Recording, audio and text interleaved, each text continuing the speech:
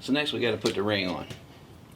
So I've already stoned the back of here and put my stone back up, and I stoned the back of the ring gear. All that does is check for any little minor imperfections. Make sure you got nothing that you're going to snag up on. Got my bolts out. Got my Loctite ready. What I got to do next, I want to go ahead. I already thread chased all the holes, but I want to go ahead and screw all the bolts in. Just finger tight, just a little something I do, just to make sure they all start good and go in. Because what you don't want is, while this ring is warm, which I'm going to go stick it in the oven and heat it up, not hot, but a couple of 100 degrees, so that it'll expand a couple of thousandths, and it'll make it easier to put it on. What this does here is, if I have a problematic area or a bad bolt, I'll know before I get started, and it's easier to take care of it now when things aren't hot and I'm trying to hurry up and get in it. If it'll go 2 or 3 threads, they'll go all the way. Now I do got to go in and consult with the book, because I can't remember the torque specs for this thing right off the top of my head.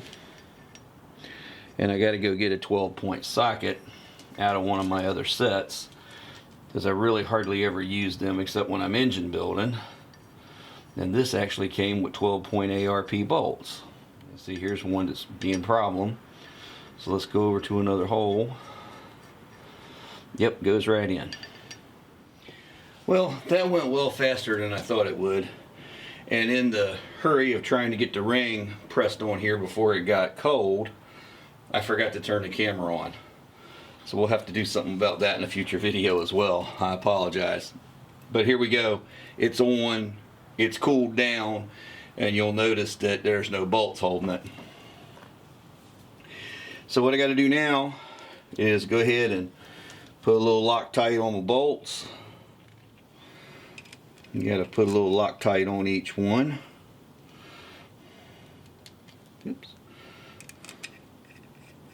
And we'll go ahead and get them in there. And I'm doing it in the same pattern I'm going to torque it in. Doing the crisscross pattern, because what that'll do is go ahead and get my hand trained before I start doing this. And when I get to the last pull, I may have to stop and stick an axle in this thing to get it on in there. And the first torque step on this is 15 pounds. But this torque wrench goes down to 20.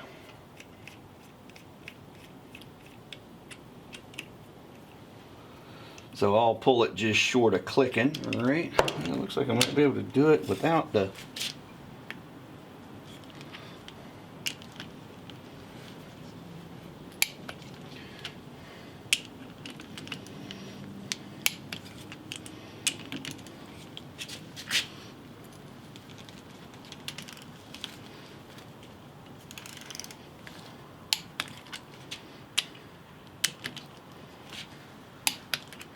Should have had me all the way around. So we'll just go ahead and click them all one more time for the first step. Make sure we got them. Next step's 30. Okay, so we're all the way around. Locked up, all nice and tight. 59 pounds, I split it right in the middle. The spec was 55 to 62. So I went ahead and put it at 59.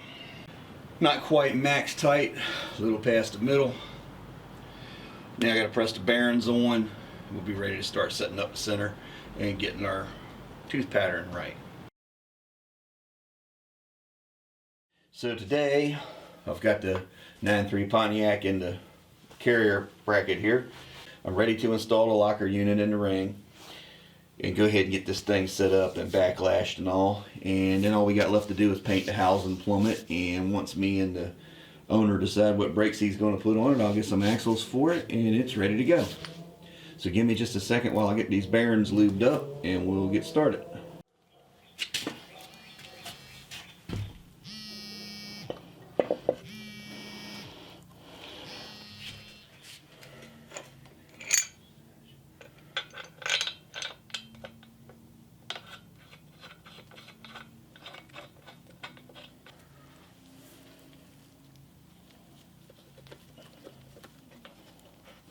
Now here I am installing the caps. If you've been following the series back in the beginning when I took it apart, I made the 2 dots on one side, 1 dot on the other. I didn't mention that right here as I put that cap back in place, but that's what I'm doing. I made sure the cap was on the right side and the dots were in the right orientation. With them slightly loose, you can tell if you got it right or not usually when you go to screw these adjusters in the side. If you don't have the right cap on the right side, typically they won't go. So if you're not being able to get it to start by hand like I'm doing here, then you either need to wiggle it a little bit or you got the wrong cap on the wrong side. So what I'm doing here is just putting enough pressure on the cap. I'm not really tightening it up. I don't want my races to slip slide super freely. I want a little resistance to them so I can control which way they move and how fast they move. So that'll aid me in setting the preload. And I also don't want the cap wiggling on the carrier housing so as not to mess up the threads on the adjuster rings. Hey everybody, welcome back. So tonight we're moving forward. As you can see, I've got it in. I don't have it tightened up yet. This is the non-ring side back here. This is the ring side. So the way you set the preload on one of these 9.3s, you need your flashlight, or at least I do, for 2 reasons. One, the angle. This thing's actually sitting back this way. And here's my little homemade 9.3 spanner tool. Piece of scrap bin metal and a couple of bolts. And it works just fine. So what we're going to do is tighten this up until the race in there starts to turn, the outer race. And when that race starts to turn, which it has not done yet, thought I was getting kind of close.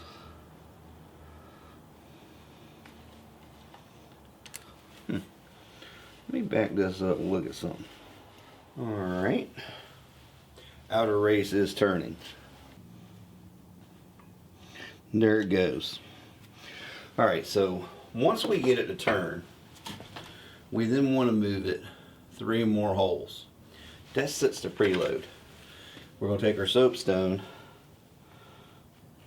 and we're going to make us a witness mark. Okay, so now we're going to crank this side in. We're going to watch through the hole. Then when we see the race start to turn,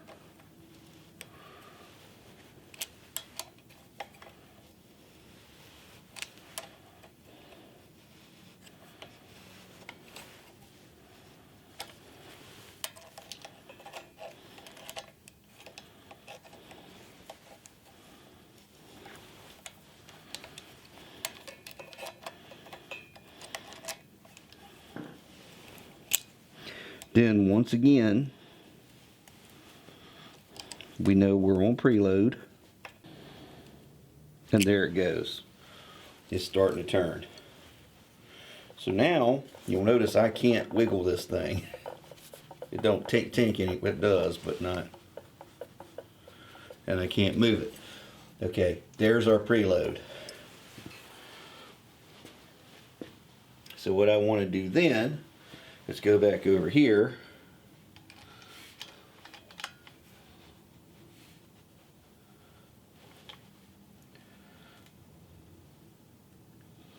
And pick me up 3 more bolt holes.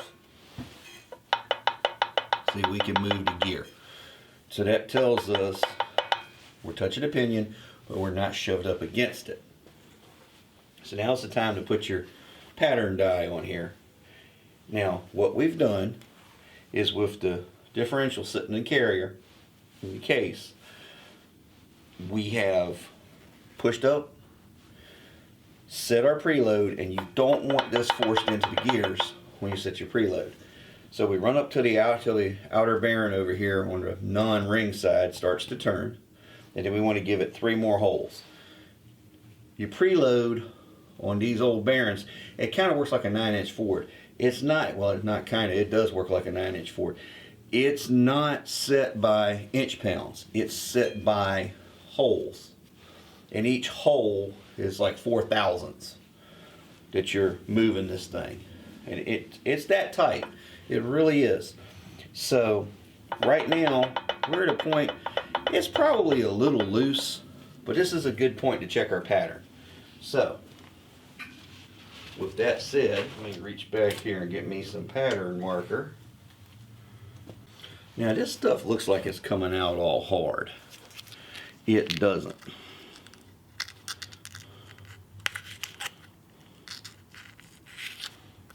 You're going to pick us a spot right here.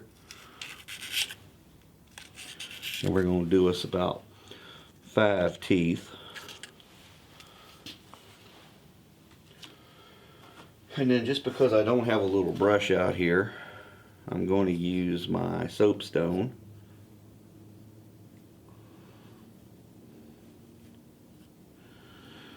And see, there's some excess that I can save and use later. Alright. So what I'm going to do now is roll this thing through and we'll see what our pattern looks like. Let me back up here. Okay, so I know you can't see it from the camera angle, but here's my dial indicator. And that, if I can get the stand to quit shaking, we're right on 11 thousandths. Now the tolerance for performance application is 6 to 11, but knowing what this car is going to be used for, some street use, some race use, I'm going to leave it at just slightly tighter than 11 and pull it down to 10. So this is where the similarity between the 9-inch Ford and the 9.3 Pontiac really comes into bear, because you can push with your carriers. I just moved it a half a space between the holes and tightened it up about 2 thousandths. Let me give it a little bit more here. Alright, that's about 9.5. I'm going to leave it right there. Here's how we check our backlash. We've slid the ring over, and as you can see, I'm at about 9.5. See if I can zoom in a little tighter. And it's not going to go any tighter. Let's see. Let's try that. That'll zero in a little better. Alright, here we go. And as you can see, I'm not quite on 0, and I'm pretty much dead on 10. Or 90 as the case may be, but the number we're looking at is the 10 spread. And we'll lock this side back. Now, one thing you do have to keep in mind is, just like on a 9-inch, this little keeper has to go down here and hold the holes. So to do that, they got to line up. So I'll go ahead and give this just a little more twist. We'll check this side. We're good. And this side just happens to be lined up on a hole. And the witness mark is 2 holes from where we started. So that works out pretty well. And I can go ahead and torque everything up from here. We'll spin the pattern through one more time just to check it. And as you can see down here, we're getting a good full bite on the drive side, but we're dead in the middle on the coast side as well. I wrote all the pertinent torque down on this piece of paper so I don't get the book all greasy. And main cap bolts are 70 to 85 foot-pounds, and we'll pull that down. We'll go 50, 70, 85. Torque it in a crisscross pattern. We're ready to go. Put the keeper locks in.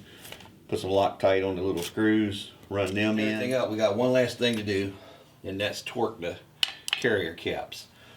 Now, the torque spec on them is 70 to 85 pounds. And you're supposed to take it down in 3 steps. Because I'm going to run them down until I get a little load on the wrench here. I'm not really going to torque them yet. I'm just going to give them a little pull. You see I'm moving the, sorry about the shake there, I'm moving the stand. and I'm just pulling them down. And that's about the same, and I don't know, that's somewhere in the 30 to 40 pound range. Then I'm going to go ahead and click them to 50. And you'll notice I'm crisscrossing. Now we can pull everything down even. Then I'm going to go ahead and pull them up to 70.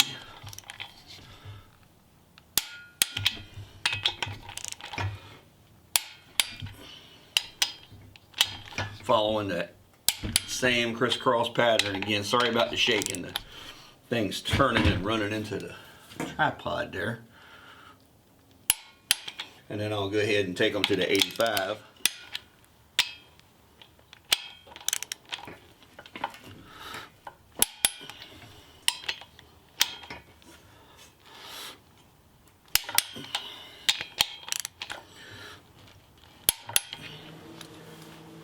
And there, the caps are put back together. These are the keepers, much like a 9-inch Ford, but instead of bending them in, these drop into the hole and engage down on it like that, and just keep it from moving. And give it a shot of Loctite. It looks a little blue on the screen, but this is actually green Loctite.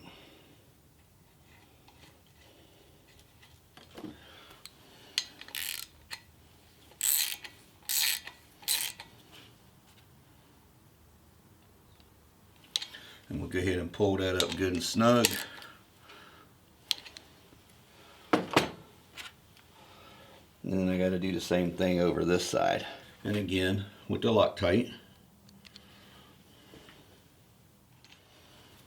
And there. Center section's all ready to go. Got a good footprint. Got a good wear pattern on both sides of the teeth. This thing should last a good long time. So next time we'll get the housing cleaned up, paint it, get the center section in. Hopefully by then we'll be done made a decision on, and you can hear that. That's our 11 thousandths backlash. We'll have a decision on what we're going to do with the brakes, and we can move forward from there. Since it's probably going to be a little bit before I actually put this in the housing, because we still got to, like I said, work out the brakes and order axles for it. And no, the local grocery store is not sponsoring this video in any way, shape, or form. I'm going to put a bag over it.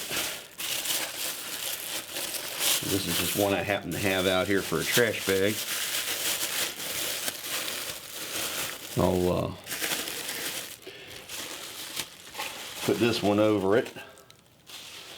And then I'm going to double it up just to be safe. And we'll roll the stand over out of the way. And that'll keep it nice and clean.